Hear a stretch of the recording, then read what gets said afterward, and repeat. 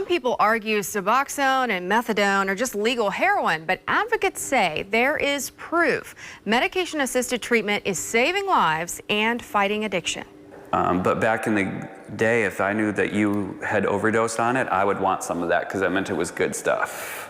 His love affair with heroin led Justin Schwarz to treatment and a medication called Suboxone or buprenorphine.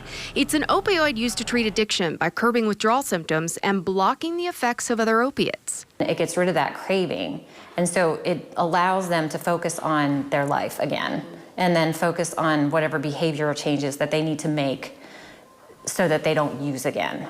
Dr. Molly Rutherford with Bluegrass Family Wellness in Crestwood is board certified in addiction medicine.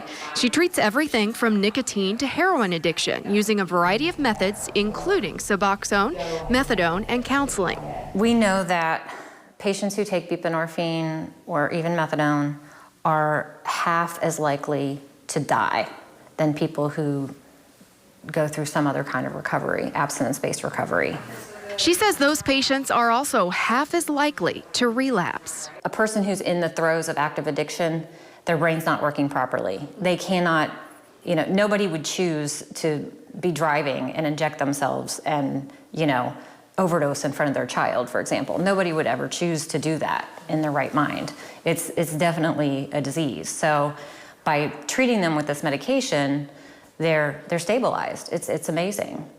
According to the Kentucky Office of Drug Control Policy, Suboxone prescriptions have steadily increased. In 2011, there were almost 270,000 Suboxone prescriptions filled in Kentucky. That number jumped to almost 650,000 in 2016, a 140% increase.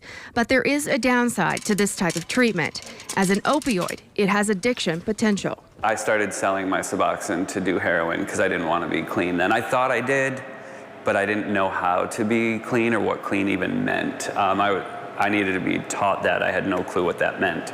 And while medication-assisted treatment can allow a more functional life, it doesn't end addiction.